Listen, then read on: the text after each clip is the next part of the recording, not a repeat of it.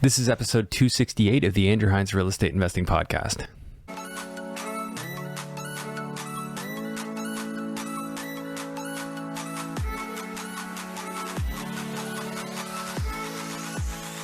Welcome back to the show. Today I have Saad Dar on the show, and he is a real estate investor primarily focused in Philadelphia, Pennsylvania, and he is doing the BRRRR strategy. He's throwing properties up on Airbnb. He's throwing properties up as regular rental in a city that is known to not be that landlord friendly, and he's making it work and making it work well. He gave some case studies and some really fantastic numbers on this show.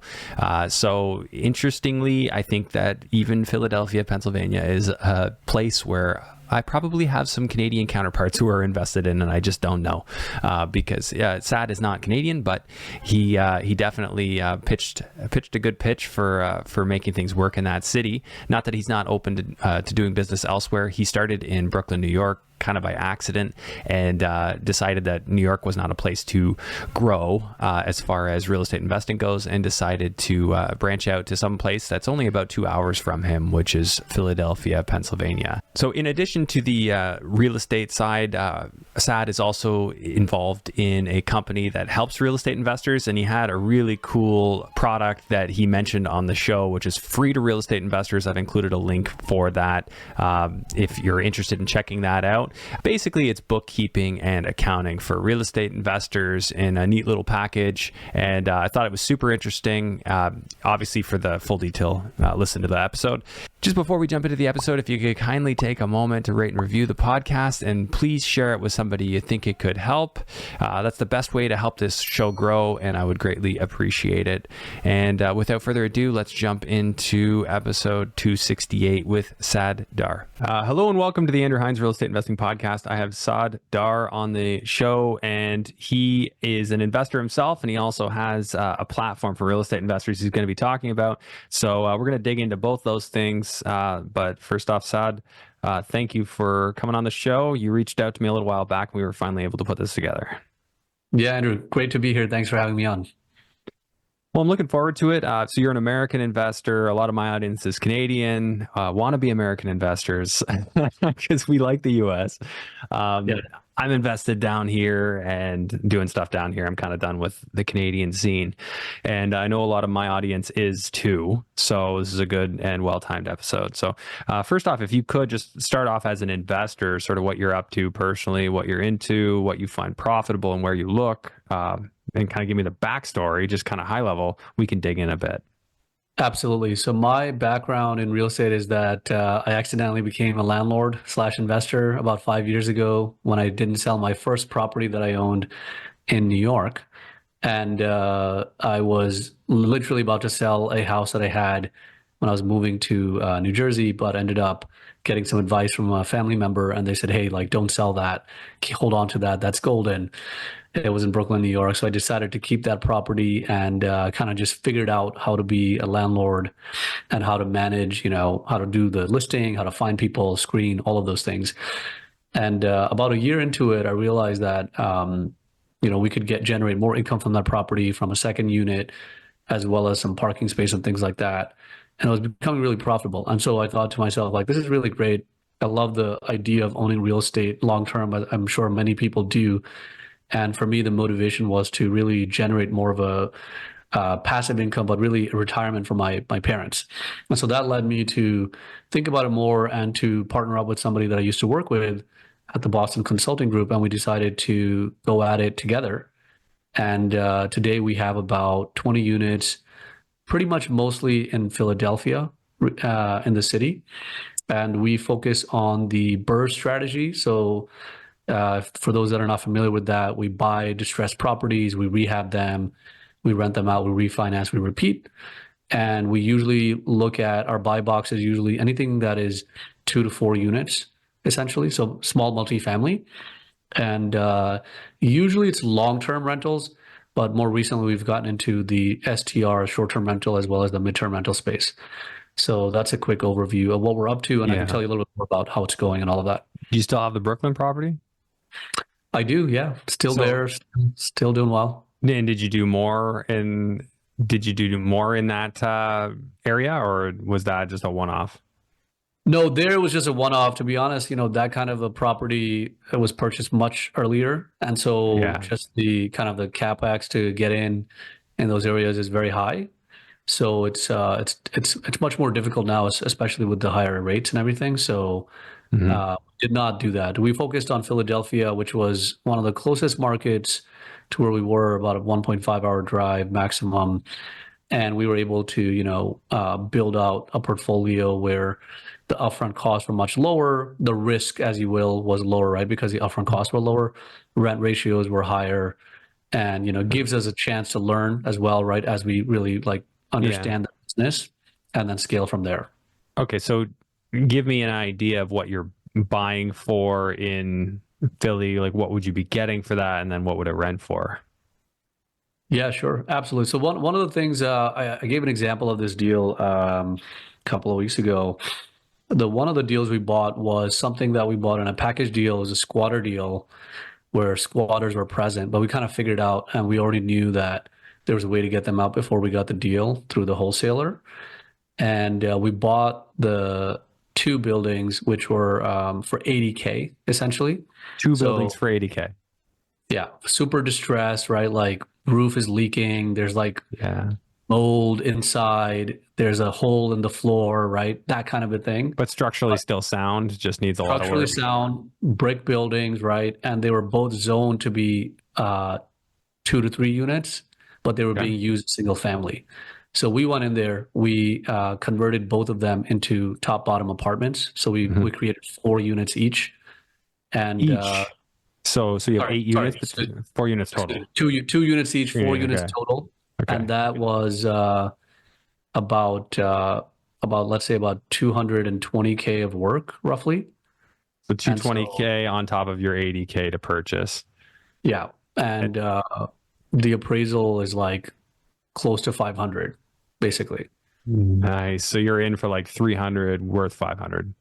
Right. And that allows us to do something like 60, I think we did a 67 to 70% refi, like 65, 70% LTV. So we took out pretty much all the money that we put in and more. And the rents in all of those units, they average anywhere from like 950 to 1250 depending on which unit it is. So let's say the average rent's about $1,000. So it's about $4,000 a monthly revenue. And the take home comes out to around like 350 per unit.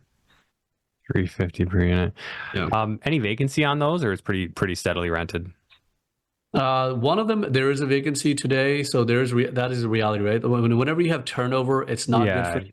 And we try to avoid it, but sometimes really Yeah. you get a bad tenant, can't do anything with that. Yeah, you're So gonna have a month or two of vacancy when that happens. Yeah, so I'll yeah, leave a little vacancy right in there. What would property taxes look like on those two properties together for a year? taxes are pretty low. Honestly, it's in the range of, I don't know, $1,500 per door. So we're talking about $3,000 total. And to insure those two buildings, like approximately how much each? Uh, I think roughly with the overall like net, the mortgage is about 2,900. That includes taxes and insurance. Oh, your So insurance is included in your mortgage payment. yeah, so monthly cash flow actually is 4,200. The mortgage, like PITI, is 2,900, and the net is 1,300 for everything combined on Thir- all four of those units. oh yeah, 1,300 left over after mortgage, everything. So Yep. yeah, it makes it a little more complicated when you have that all together. What mortgage rate would you have gotten? Like, and when did you do that? Like that for This context. was this was about 2 years ago, so the Okay. rates were still So still lower. really good. So you would have got like a 30-year mortgage at like 3% or something? No, I mean it's on an LLC, right? So the rates are always a little bit higher. I think it wasn't that low at the time. I think it's in the 5% range. Okay. But we also don't do 30, we do 20. And so Oh, it's a okay. different product. But yeah. So what are you not paying for here? Like no utilities whatsoever on either of these houses? Well, each city is different. In this case, we are paying utilities, right? We pay water, but everything else is the Yeah. renters. And what would the water cost you on those two houses? I mean, each one is probably anywhere from 30 to 45, $50 a month. Oh, So so very no more than reasonable. $100. Yeah. So 1,200 a year takes care of water. Yeah. And then do you pay a manager or do you manage? We have a property manager. Yeah, so he, takes care of all the long-term properties. We have a separate one that does the midterm slash STR properties. Okay. This is not a short-term rental, though. This is just regular Oh, these renters. are all Yeah. these are all long-term, correct? Yeah. Yeah. So your manager typically, what on a long-term rental, what are you paying like as a percentage of rent? We usually pay 8% on rent 8%. collected. Yeah. Okay. That's pretty in line with what I've heard. And then landscaping, snow, tenant just takes care of all that. I don't imagine there's much snow, but still some. We don't have landscaping, thank God. No No grass? grass. No All grass. right. But it's the city, so it's mostly cement, and we renovate everything, so things are updated. In terms of the snow, sometimes there's snow. Like this year we had one big snow where there was a little bit of concern about just safety. Usually tenants take care of it, but sometimes we'll just go in and be extra careful. Pay somebody like in the area, like I don't know, 25, $50 to do that for us. Gotcha. It's not super common, not a big deal. Yep. Okay, so I'm seeing how much did you say your mortgage was with the insurance? About 2,900 for all four. These numbers are for all four. So basically 4,200 of rent for all four units, 2,900 of mortgage, which includes insurance and taxes. And then the net is the $1,300 basically. Oh, your taxes are included in that too. Correct. Gotcha. Yeah. So 3,000 in there. I'm just trying to break this out. I usually do it separately. So you're like 100. I don't know exactly what your insurance number is. I'd have to solve for it, but you're probably somewhere around 250 for the insurance a month, something like that, across the two buildings. Let's see. Yeah, that's roughly right. Yeah. Yeah. So interesting. So that gives you, let's see here, 250 times 12. I'm showing a little bit lower on the cash flow, but I have a budget for 5% maintenance in there, just like an allowance and a reserve. Do you find you're spending a lot, like going to the property and having to do stuff, or are these, because they're so well renovated, they're just pretty easy turnkey? Yeah. Most of them we don't really have any issues with. One of them had sort of a recurring, this always happens sometimes. You can't fully test the plumbing and things like that during the phases of construction. One of them has had recurring sort of like plumbing clog issues, but like in the drain to the road, or no, like in the house, like drain keeps like getting messed up, like in the bathroom, for example, or the kitchen. And that was a problematic tenant anyway. Bad tenant, always just had problems. Then they left. We kicked them out essentially. So I don't expect that to happen anymore because we repaired it. It works. And we've also actually modified our lease to be more strict now. So it's very, very clear, like we gave you functioning, utilities and all these things. Yeah. If there's an issue, it's on you, right? Unless there's some sort of structural problem or something that is uncovered that leads to us doing it, basically. Yeah. Okay. So a couple of questions just about the dynamics of renting in Philly. Tell me a little bit about the renter profile, like who's renting from you? Yeah, so I mean, it's interesting. Like a lot of the renters we have right now in the long-term type units are mostly single moms. Okay. Yeah, so usually single moms with one kid or two kids, for example.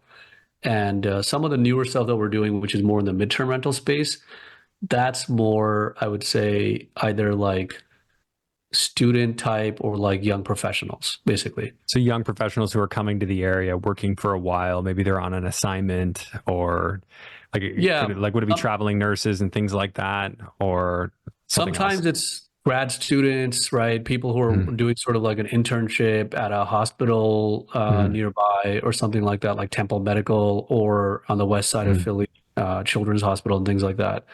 Or some of the universities, right? Like at UPenn or something like that. So in the MTR space, it's quite diverse, honestly. I don't really have a specific type. Could be like students that just want to like have a furnished place for the semester. It could be folks that are traveling in for like a 12-month job opportunity with a hospital, for example. Sometimes traveling nurses. But with some of the STRs we had, because Philly's laws changed and now it's 30-day plus only, right? You have to have more than, it's minimum 30-day stay or more.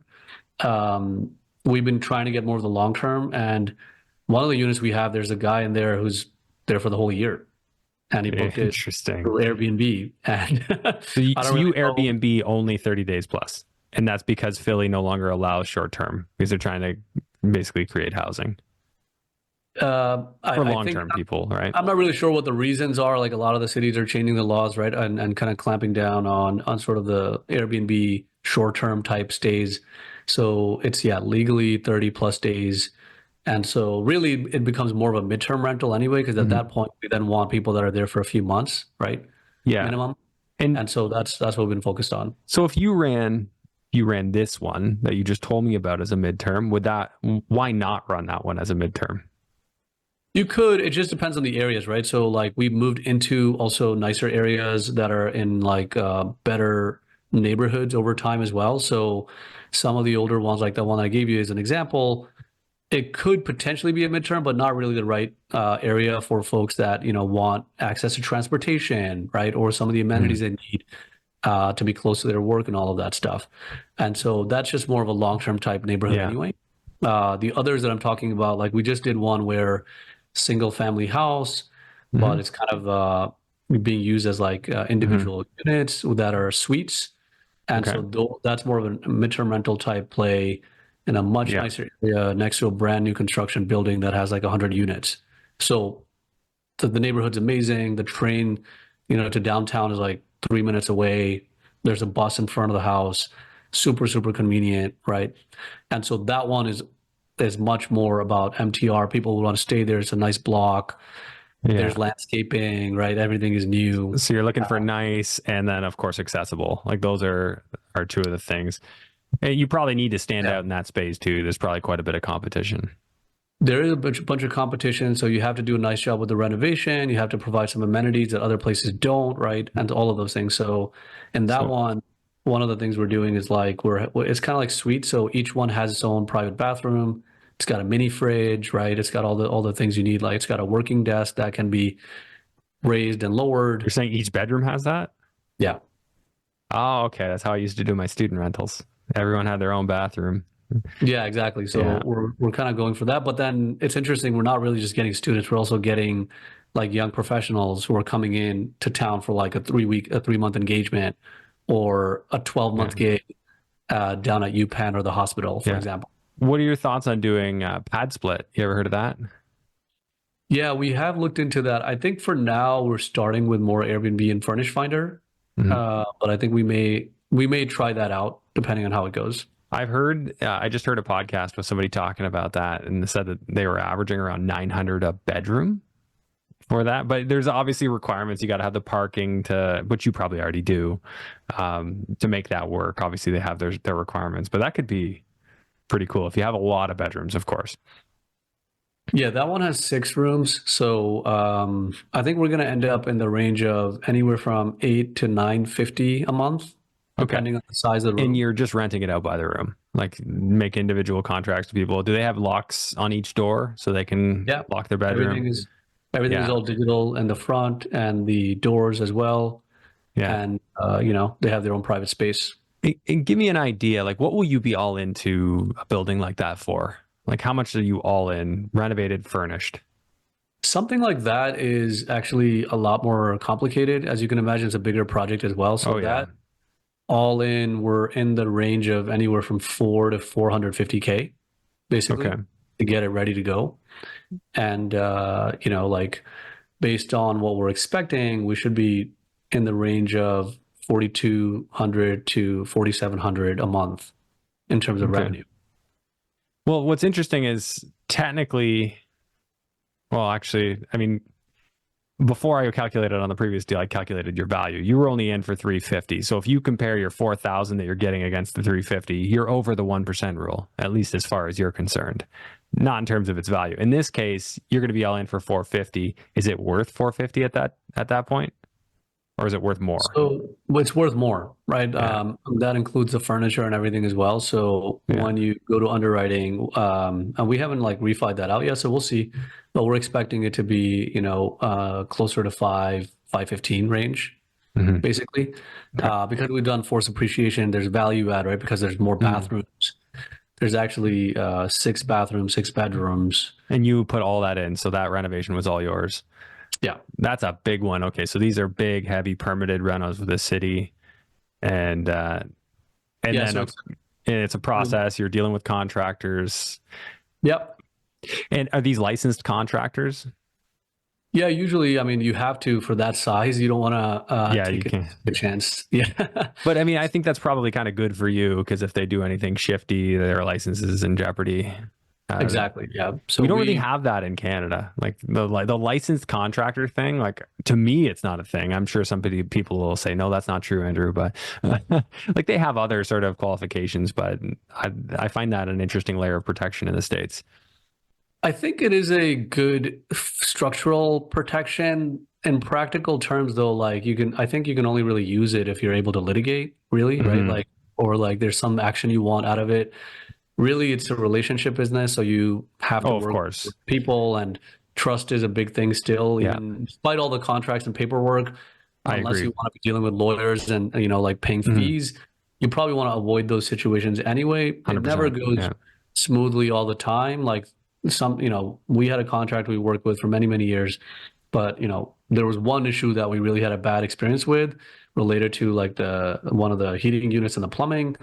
We had to bring somebody else in for that. And again, that was somebody I knew, right? Somebody who I trusted. I Hmm. knew they would get the job done properly. But then like managing that Yeah. transition over from the guy who was then like kind of fired, Yeah. right? It's tricky, and making sure that you're still protected and you're covered. But then the way Yeah. you structure the contract, the way you pay, all of that can control, how it goes for you Yeah. as the owner. Balance of power. Need to. Right. I just bring this up because a friend of mine got into a reno in like Miami area, and licensed contractor that just started dogging him didn't finish the job, and he made a call to the city, and all of a sudden the guy came back. So they Yeah, really it value their works. license.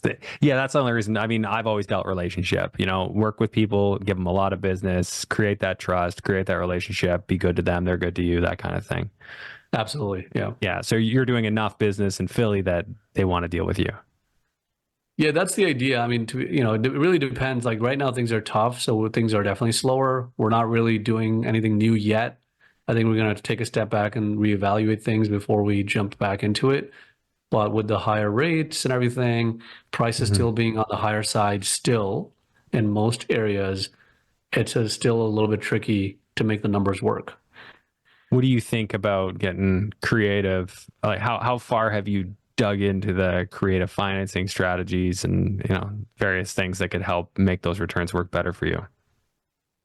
Yeah, we haven't really gone too far into it. We've thought about like private, investors that like not necessarily just loans, maybe more equity type private investments as an Okay. option for more creative financing. But You could personally, do we vendor haven't. take back mortgages too. You ever tried that, like, or seller financing kind of thing? Not really. We've tried to do some seller financing options last year, but they didn't work out for like various reasons. You just couldn't get them negotiated on those deals. I mean, even if it was, then you have to make sure the deal terms work, and then your whatever your play is Yeah. can work. Like we were looking at a 8 to 12 unit building Yeah. opportunity where it looked like a great potential deal in a really A area in the city, but the renovation required building in the back and extending the property, heavy construction, and the alley was too small to bring equipment in the back. Oh, gotcha. So we technically couldn't afford to do the construction in the plans, which wasn't clear to the, average person walking the deal until we really dug into it and we talked to contractors like, well, this is going to cost way more because you're going to need cranes that are pushing material over the roof just to Yeah. go in the back and build. And that makes this deal Mhm. no go. Okay, so to recap, basically the situation you're in now is it's just challenging to make the numbers work with the higher interest rates, even though you're pretty close to 1% rule on Well, what you're this doing. deal, what we did here with that deal I'm talking to you about, the 6 suites, Yeah. that's the creativity we brought to it, right? Yeah. We underwrote the area. We know the area was good because of Mm-hmm. the building that was built there. There's a couple of universities, one in walking distance, 5 minutes away. There's a train, there's a bus, there's transportation to downtown very quickly. So all those things made sense. So we knew that we could make it work there. And we had done a pre purchase appraisal as well, just to double check our own assessment. We paid for it to be super sure that the value was there. Yeah. And then we went into that. But that was the creativity we brought, is like, instead of like a long-term rental that's like a duplex, this became more of a midterm rental play with 6 suites, for example. So when you're going into this deal, you're tying it up conditional on finance, conditional on inspection, all that kind of thing. And not conditional on finance. No conditions at all? No. The thing is, like, this, it doesn't work. Like with competitive deals, you don't have time. You have to make a decision within a day or two. In today's market, though, would you be able to do it today, or are things still flying off the shelf like that? I haven't been out there as much to know that. I don't know. Yeah. But I think, like, with anything that's good is not going to sit around. It's not going to sit. So what's your offer look like when you come into those deals? You're coming in with a cash offer, closing in 30 days kind of thing? Yes. Condition on inspection? Yes. Yeah. So you know your numbers, but you want to get out there, walk it, get the contractor to quote it. How long do you give yourself to do that typically? As soon as possible. You have like a few days maximum. Oh, yeah? Okay. So you need to know your numbers even before you make the offer. Like with that one, we already kind of knew roughly what our budget was going to be, rough. And we knew like all our numbers, right? Roof, flooring, like the heating, cooling system, all of that stuff. It took us like a good, I think, week or so to get that done. But then you have to have a contractor that can play ball and actually give you the numbers. So sometimes when you go without the contractor's quote, okay, you have some rough ideas. If you've done a similar project, or, this one's like 20% bigger than the other one, you can kind of ballpark it, right? Yeah, I mean, you have to be a little bit closer than ballpark because you can really lose money. But these are that tight, huh? So you don't have margin for error here.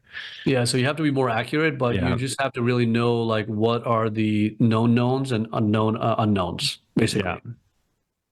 Yeah, well said. No, I agree.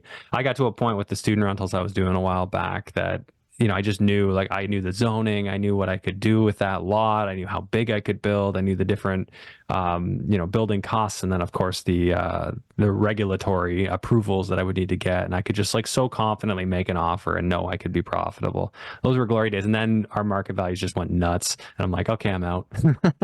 It didn't work as well, which ultimately led to me looking down in the U.S. So I did want to ask you, why Philly? Why'd you choose that market? I know it's close, but was it not worth it to go a little further, to go to a different city, or did you truly just think that was, a great opportunity and there were no obvious better opportunities nearby? It was mainly due to proximity. Both me and my partner were in New Jersey, about an hour and a half away drive from there. We had, heard about some local other investors going down there. And we started researching the market. We found out, a little bit more about it. We scoped out different areas with different real estate agents. And that kind of helped us solidify the understanding and thesis of like, okay, this could work. That was like the main driver. And we saw the activity in the city. Like it's more affordable, obviously, than New York. I'll say that. Oh, yeah. And depending on where you are, there's still a lot of demand in the city in terms of like the units, right? Capacity wise.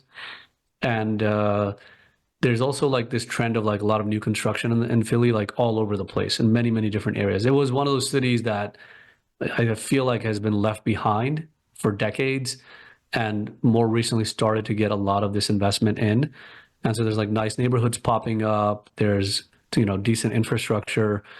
And so those were the main reasons. Okay. And we thought like, we could go there and learn and invest and try to scale up sort of phase one of what we're doing. And then, as we do, we'll figure out where to go from there. So I think like we may continue to do some things in Philly. It's unclear if we'll continue to be there for the long run, basically. We might diversify away or go to what I would say is more landlord friendlier markets in the US. Well, I was going to say that's known as a not landlord friendly Yeah, city so specifically, right? it was convenient for us Mhm. at the time, but now as we're thinking about it, Mhm. I think like not really just Philly, but most of the Northeast cities are not really landlord friendly. So Yeah. The states it are does, okay though, right? Like even New York State's fine. Pennsylvania, I've heard is okay. It's just those cities yes, are not right. ideal. Either you get into like the suburbs in those areas, for example, like affluent suburbs or things like that, Mhm. or you go to other states where like Atlanta area Mhm. or Carolinas or other places like that. So TBD, we're gonna figure that out this Yeah. year. You ever look at Bryn Mawr? Like just north No, of Philly? I've been there a bunch. That's like quaint little towns, like in the interesting. suburbs. Yeah. There's a lot of like really nice suburbs out there, Really beautiful. nice suburbs. Yeah. Yeah. Yeah. So we're thinking about some of the suburbs potentially, more of a single family play instead of multifamily, right? Because we've been doing multifamily. Yeah. But now we're Of course, thinking more. more roofs to to repair. There's obviously negatives to that too, right? For There are scalability and trade-offs. yeah. Yeah, there are So trade-offs. what's your angle with all this? Like what are you trying to accomplish with building the portfolio of 20 houses so far? Yeah, for us, it's always been about generating passive income. That's the mutual goal for both me and my partner. And I think the goal is to continue scaling it, really, to continue doing that. I think over time, though, we're probably going to learn that now that we've been in there, we've learned the business, we understand the property management side of things, we understand kind of the things that people bullshit you on, all the red flags. Yeah. You learn it the hard way. You learn the legal processes and all of these things. And then once you understand the business, which I think we have done in the last couple of years, Yeah. now we're thinking more about strategically how to scale it, right? How to Mhm. double it and triple it from here with obviously like, minimum time invested, maximum output. So we're trying to figure out how to do that. I mean, I don't have an Yeah. answer for you yet. We're thinking about different asset classes, different like, funding sources, for example, as well. So we're going to put that playbook together really in Q2 Yeah. and then figure out where to go from there. Like, are you guys all cash right now? When you come into a deal, you just split the cash required to do that renovation, and then you refinance out, reuse that cash. Yeah. Yeah. Okay. So that obviously will become a bit of a bottleneck as you want to scale. Yeah, exactly. So we're looking, that's what I mean. We're Yeah. looking at some different options that can Yeah. allow us to get more deals faster, basically. Yeah. Yeah. That Uh, makes sense. Okay. Yeah, very cool. I mean, obviously, like that play, and that was like my playbook, doing these like longer term bursts, big projects, and you make this great project, and it's like, holy crap, that took a year of my life. Like I was like overseeing that, and this is going so slow, and I'm like, there's got to be a way you can scale. So that's like my mission right now to find the ways that are more scalable more quickly, and if I got to learn new skills to make that happen, I'll do right. it. That's well Yeah. said. Yeah, absolutely. That's what we're kind of going through right now. And I think the property management part is a really tricky part, right? This is where systems and tools come into play. That's what we really want to figure out, in terms of like Yeah. the tenant management, for example. I think with BaseLane, which we can Yeah. talk more about, Yeah. like Let's talk about it. we've set up like our banking and all of that stuff, but we're on the ground resources. It's like hit and miss, like, Mhm. and so we haven't had like the best experience with the property management. So we are looking to figure out how to properly run that. And we're thinking it might be more in-house long term than like Yeah. outsourced. And I think that makes a ton of sense. Like somebody, if you have 20 properties and you realize how much you're paying to a property manager, could you maybe have somebody who's boots on the ground that you pay per call? And then you also have like a VA that just manages everything, runs your books and do all that. Yeah, And that's that's where kind of I'd what we're be thinking leaning, about. like the insourcing of management. Yeah. That's kind of where I would lean. But you're working full time, right? This isn't like something that this isn't all of your time. You're actually working a full time job and then doing this as a side, hustle. Yes.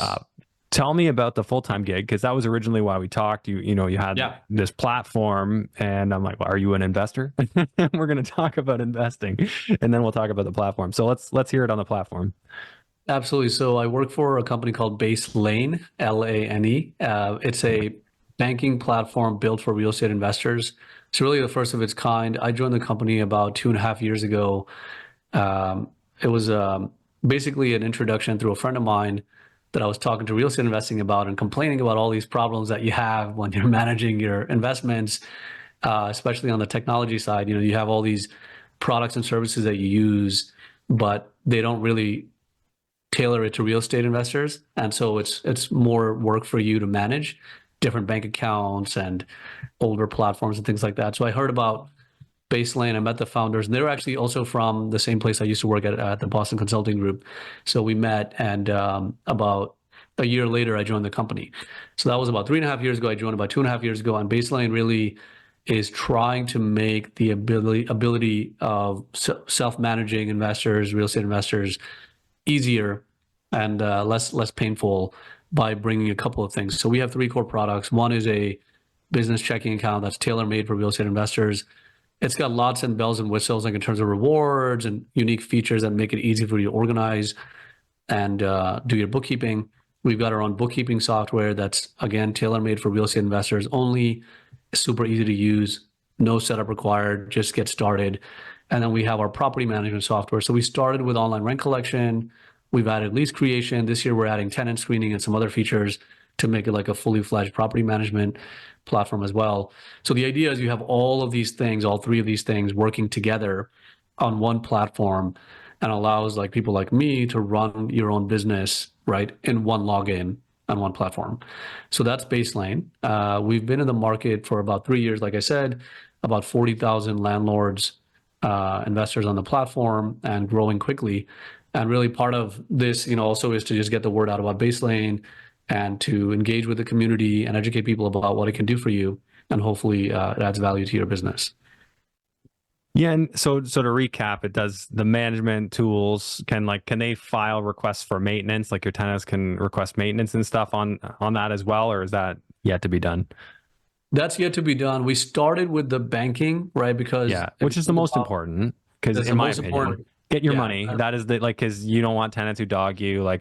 I was always with my tenants, I'm like, this is how I collect rent. Is that okay with you? I wasn't going to wait for e-transfers, checks, nothing like that. Like we did auto deposit. Yeah. So the vision there is like the bank is really like the sort of the heart of your business, right? Because that's where all the money is coming in and the payments are going out, and that's where your profits reside, right? And you work so hard to find these deals, manage the deals. You don't want to underinvest in this. And we're also unique because we offer super high APY on all your balances. Right now it's 4.19% or up to 4.19% on your deposits. So just anything sitting in the account. Anything, right? Like I was talking to crazy. one of our influencer partners yesterday, and he's got like more than 50K sitting around. It's like, oh my gosh, like, are you serious? Like I'm getting nothing over here. I was like, yeah, exactly. And so, that's a huge value prop right there. I don't even need to say anything else. Yeah. There's no fees on the banking side, no minimums, right? So it's a checking account that's paying you that much. It's a lot. Yeah. And it's very unique. Then we give you up to 5% cash back on debit cards. And so if you go to like stores like Home Depot or Lowe's or things like that, I'm sure all of you do, that you're going to want to use that debit card because it gives you these rewards. And the best part about all of this is we have these virtual cards and accounts, and that lets you create, like the virtual accounts are kind of like envelopes or sub accounts. It lets you create many different accounts within an account. So, you talked about earlier, hey, like what about 5% vacancy and 5% maintenance reserve, right? Yeah. Like normally you can't really actually put that money aside. With BaseLane, you can create those virtual accounts and start putting that money aside every month, for example. Oh yeah, that's cool. Yeah, that's so you don't really have to cool. Yeah, so you can set an allowance. Hey, this is for repairs and maintenance or life cycle items that are going to come up. Sure. We're not touching it. We know we need it for these properties. We're setting it aside. Yeah. Same thing with security deposit. A lot of people commingle the security deposit funds, right, within regular operations. You're not supposed to do that in most states. So just simply separating that into a virtual account so you don't touch that money. There are other states that have more strict laws where we're not even compliant because you have to do other things like no interest bearing, things like that. But most states, you can use BaseLane for generally. You have to check the laws. So that's another one. You're operational in all states? Yeah, that's right. In the US, yeah, all 50 states. Because I'm really thinking I should open an account and start getting 4% on my money that's sitting. Because like I You have should. money like sitting ready to strike right now. Yeah, make a video about it, share it with That's people. that's not making anything for me. And Yeah, it'll take you a few minutes to set up, and unless you go into manual review, you'll get an account open instantly. So that's a huge convenience, right? Like instead of going down to the branch, mhm, spending a couple of hours, waiting a week or two just to get all your paperwork lined up, you can have a new business checking account open within minutes, literally. Sometimes, again, it goes into manual review, so it might take a little bit yeah, longer. I feel like mine would just because of the Canadian passport and such. But Yeah, so yeah, yeah, there might be a little bit more verification yeah, required, all of that. And then you can open multiple bank accounts, so not just one. Some people have multiple LLCs. I'm sure you do, right? So you want to have separated by the entity. So those mhm, are all really good benefits. And then we have virtual cards as well, where you get the physical debit card in the mail, but you can provision virtual debit cards in the account and use them for different purposes, right? So if you have, like, let's say I've got cleaning fees or repairs, I don't need to like pay people. I can give the card to my property manager and they can hook it up to Venmo or Cash App or whatever, and they can pay yeah. them on the spot, for example. Can you set limits on that stuff too, so that they You can't can set overspend? limits. Yep, Yeah. you can set limits. You can provision the card. You can close it right away, and you can map it to the property and the transaction category. So this is what really changes the game. So I know so it's a debit card for a property, and they're all separated, and then it'll track properly that way. exactly. Like I don't do the bookkeeping for Yeah. our Airbnb short-term rentals that we have set up like that because Yeah. the debit cards are already there, so it automatically tags everything because of the Everything's rules. So tagged. That's that's right. insane. Like, how is this common? Like, is this is like completely foreign from my experience? I mean, we're definitely building something new. That's the whole idea, is to bring something to Mhm. investors that, makes their life easier. Because again, you want to, like you said, and I said, we spent 20 minutes talking about how to grow, right? We want to Yeah. grow and we want to expand. So we Yeah. need stuff that makes it easier for us to do business. And that's what BaseLane is trying to do. Yeah, I mean, in my head, it makes a ton of sense if you can combine with like an administrative assistant and or property manager, in-source property Yes. management team. You put those pieces together, and that could be a really valuable tool. Like I think that's part of the vision for yeah, us. Like we're going to build a feature called multi-user access this year, yeah, which will allow team members with different access levels yeah, to come in. And I already use, actually, yeah. you told me about VA. I actually, we're literally about to hire one right now. Mhm. So the goal is to be able to get those types of people to Yep. log in, right, to a lower level access within Right. your account Yep. and do some of that work for you so that Yep. you don't have to like worry about it.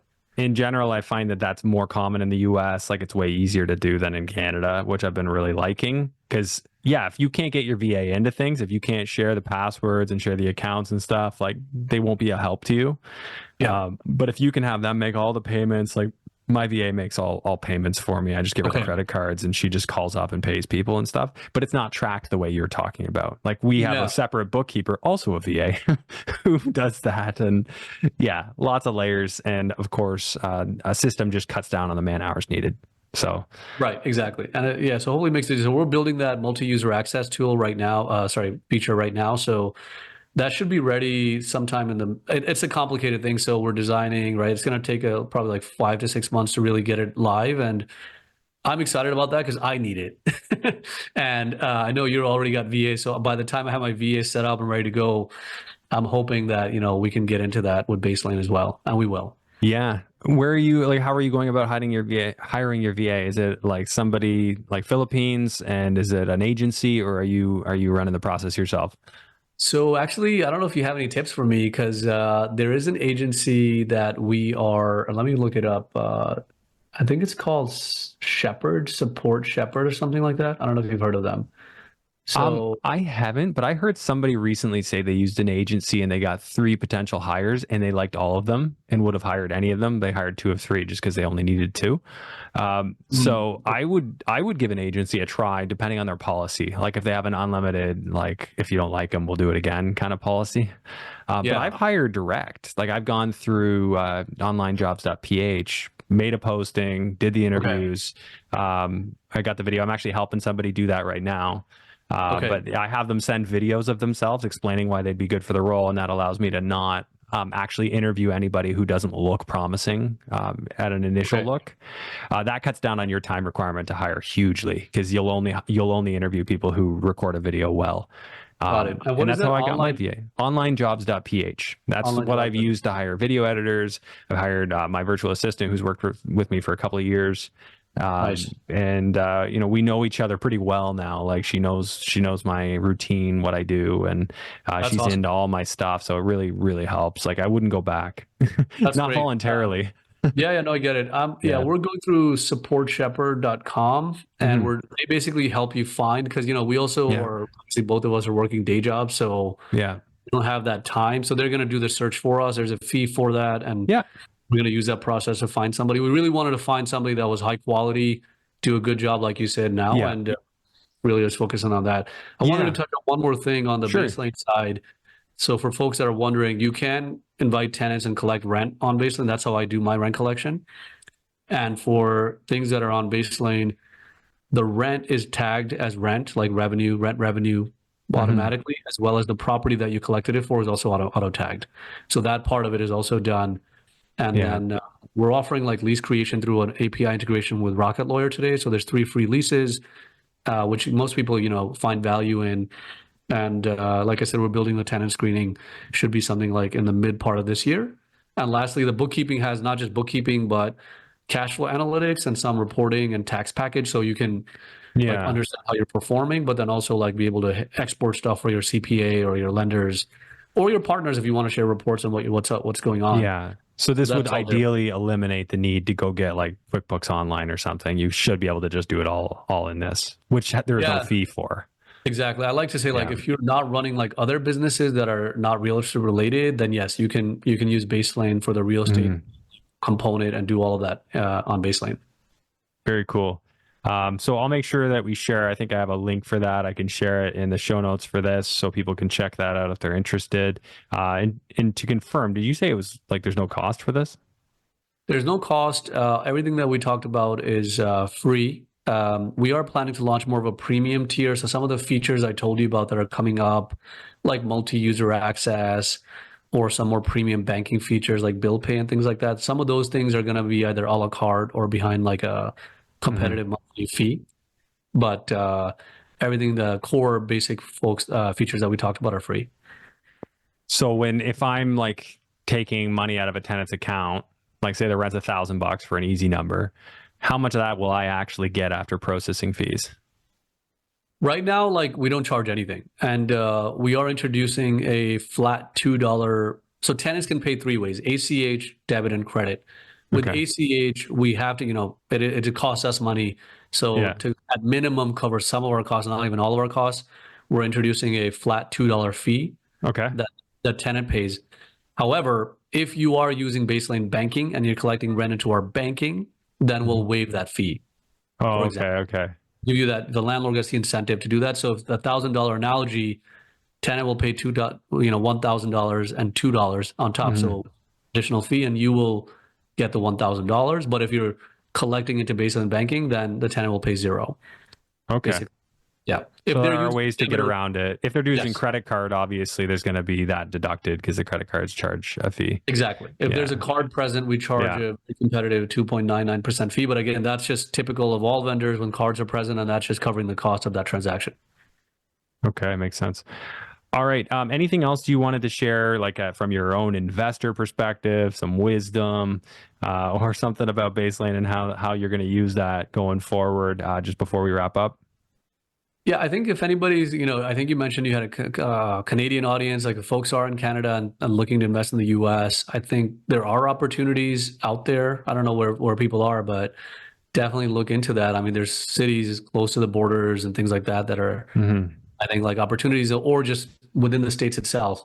So that's one piece of advice. But I feel like unless you get out there and you go visit those places and you do some research, you're not really going to get the answers. So it's tough. Yeah, you got to immerse yourself. That's what I found. And when I got started down here, I went to meetups. I came down here and I went to meetups, because then you're immersed. You're talking to investors, seeing what's working, what's not. Like there are other ways, but that way, in my opinion, works. Yeah. And for anybody that's international, if you have US based business, like a real estate business here, you can use BaseLane banking, and you can like log in from another country to access those funds. So that's a possibility, right? If you have business Yeah. here. So it would not Yeah. deter using it, but it has to be US based. Yeah, so just speaking from the Canadian perspective, for anybody looking to do that, you're definitely going to need an EIN, which you get for your LLC or your LP in my case, and then you guys probably want an ITIN for the individual as well to set up the accounts. Yeah, Not necessarily. Okay. It depends on if it's a sole prop or if it's an entity. Yeah, an entity. Okay. Yeah. Yeah. So, but I mean, those are two things that a Canadian doing business down here would have or would eventually have. The EIN you'd have pretty quick. The ITIN comes later. So yeah, just depending. It's worth a try to see if you can get set up. And then for currency transfers for people sending in, you can just wire into the account. You can, I've never done a virtual bank before, but I'm assuming it functions like others do. Yeah. I'd love for you to try it. It'd be cool if you tried it, made a video about it. Well, I want to get that 4%. Yeah. That's better than the 0 I've been earning for the last year and a bit. Yeah. Okay. Well, Saad, where do people reach you if they want to learn more about you personally, sort of follow along your journey? Like, are you on Instagram, or, do you want them to reach out to you? Yeah. Best way for me would be LinkedIn. LinkedIn. Okay. Yeah, usually just DM me on LinkedIn, any questions, comments, thoughts, whatever, happy to chat. And then for BaseLane, just go to baselane.com, BASELANE.com. Okay. And that's not baseline, BaseLane. Yeah. Well, okay. But you'll add a link, right, to the description. Yeah, I'll add a link there to the description. So yeah, sounds good. And thanks for doing this. It was nice connecting with you and learning a little bit about your journey. And hopefully we can stay in touch. Same here. Thank you so much. All right. Talk soon. All right, man. Take care. Bye.